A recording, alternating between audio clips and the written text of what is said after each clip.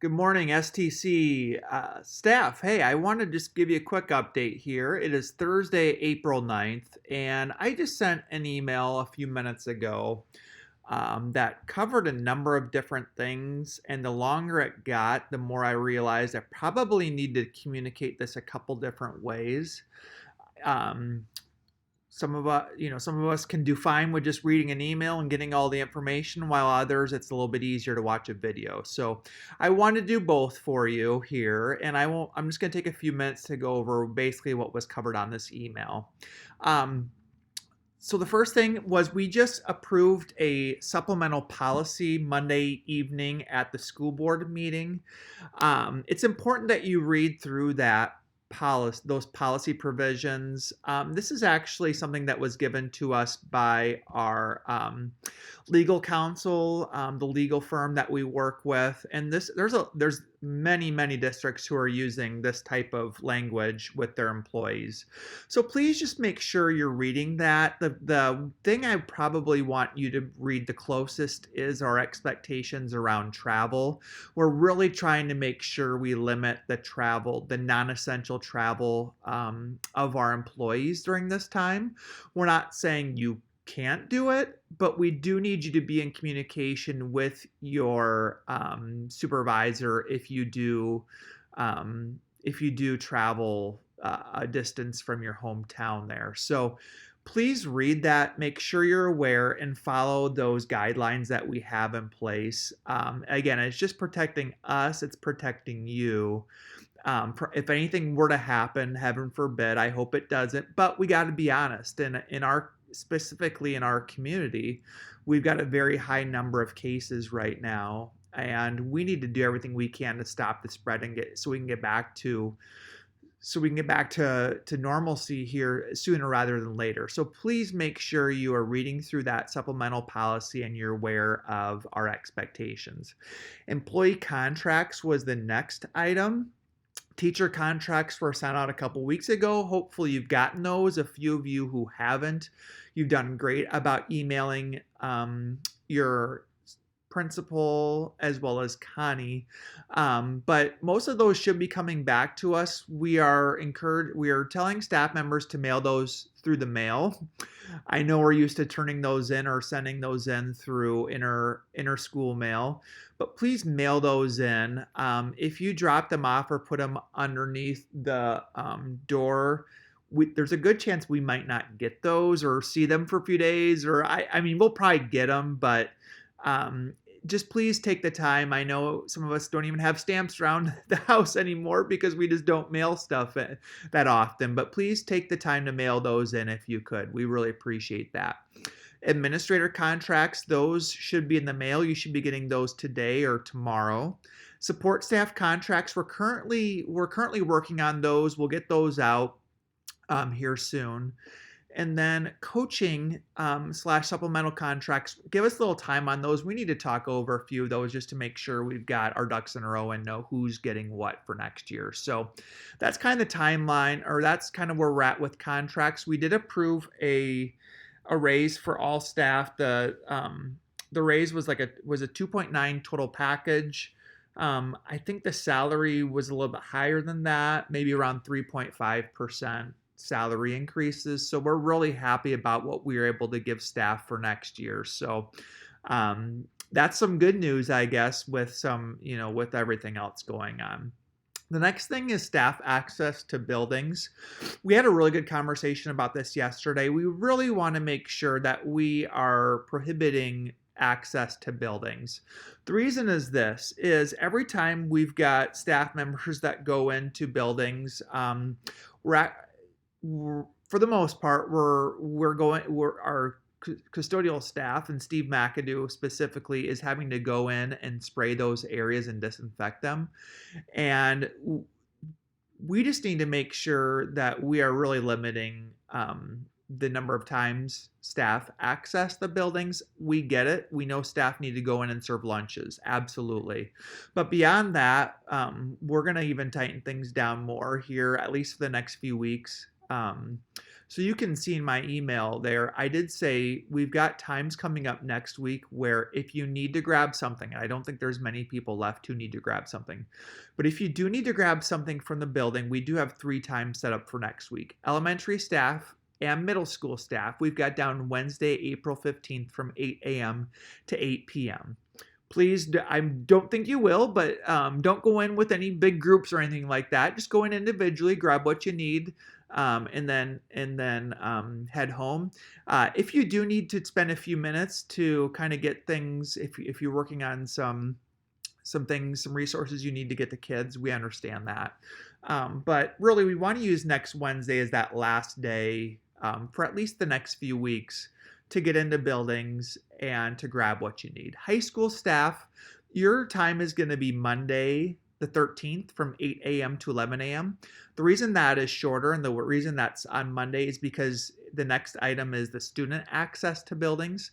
That's the same day that we're going to allow individual student access to buildings to the high school specifically for Monday. So we're kind of just want to do it during the same time frame as the student access to buildings. So please just make sure you're aware that those are going to be, at least like I said, for the next few weeks. If we find out that we're going to be out for the rest of the school year, then absolutely we'll find some more time for staff to go into buildings and grab things. But other than that, outside of just some essential things that need to happen and some emergency situations, really all staff should remain out of the buildings.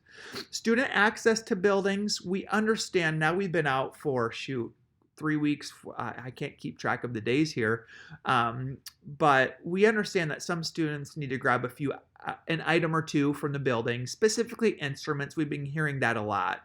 So we do have some time set up for next week where students can grab those items. Middle school, there's going to be a 2-hour block of time on Wednesday the 15th. I don't know that exact time right now. Mr. Adams will communicate that to students and parents. High school, that time, again, it'll be a one in, one out. It'll be a individual student basis to get into buildings here, but high school, it's going to be Monday the 13th from 8 to 11 a.m. in terms of student access to buildings. A few more things here. Voluntary learning and video conferencing. Wow. First of all, thank you all staff.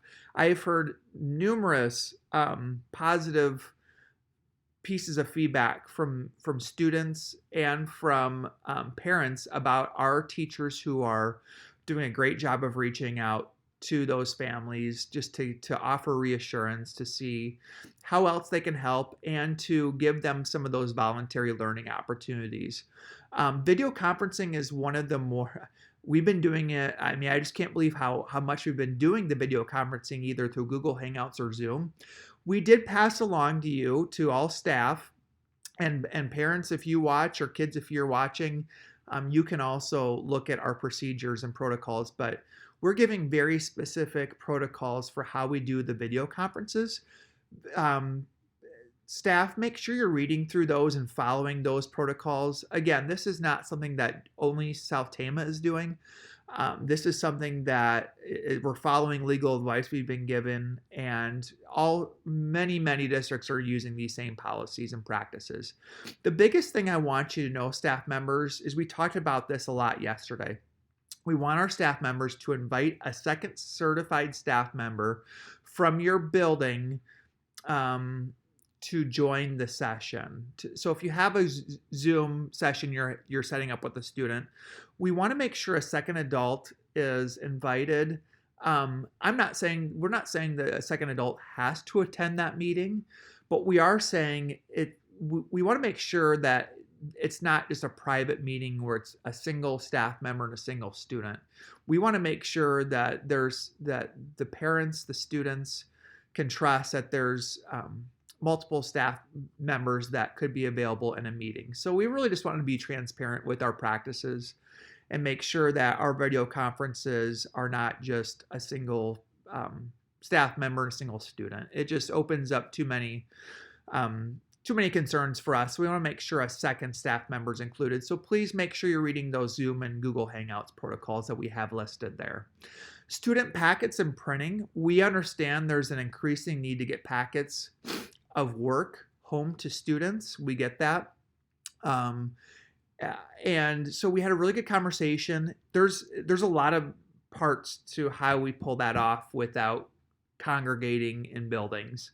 So you're going to get information um, from your building principal or administration team about how this is going to be done. It's going to look a little different in each building, but you have my word that we've got some plans in place to make sure if your students need some packets or some worksheets or whatever it is, some paper pencil things, that we're going to make sure we get those home to the kids so they can either get work made up for you or progress their learning here or just during this time. Again, who knows how long we'll be out for, but at least this will give some things that the students can work on at home if they don't have access to the internet. Finally, don't forget office hours. Each teacher will have a minimum of 3 office hours during the week. During this time, teachers will be available to provide academic support as well as give students an opportunity to check in with a staff member. Again, it's just 3 hours throughout the week, and we've checked with other districts. This is very common with what other districts are doing right now. Is just making sure that we have a set 3-hour block of time, and it could be 3 hours on one day. It could be your hours are spread out. I would recommend at least an hour increment each time. So it could be an hour on Monday, hour on Wednesday, hour on Friday, however you want to do that. But our students and families need to know that there's a set time that they can get a hold of you if necessary. Administrators will be giving you more specifics. I do have expectations for administrators that they communicate to students and to families for your building what teachers are available at what time, and I want that shared between the administration, the teachers, and the families so that it's very easy to look up when a teacher has what hours. So that will be, again, something that's a little bit more building directed there. So again, lots of stuff. I hope by sharing this by video, in addition to the email, this helps to just clarify some of the thinking and the explanation behind the decision. So I hope this helps. I will send this out here shortly. And if you have any questions, I would first start with your building administrator or your director, your direct supervisor. It limits, I'm getting a lot of questions, which is great, but most of our leadership, all of our leadership was in the meeting yesterday. They should have the answers to these questions. So I would encourage you, instead of all the questions coming to one person, let's spread those out. And there's a good chance that your building administrator or your direct supervisor is going to have more of a specific answer for you than even I would have. So please direct those questions there. And then if those people have questions for me, I can help them out. So I think that's it for today. We'll continue to keep you informed here. I hope this helps. Have a great day, stay healthy, and go Trojans.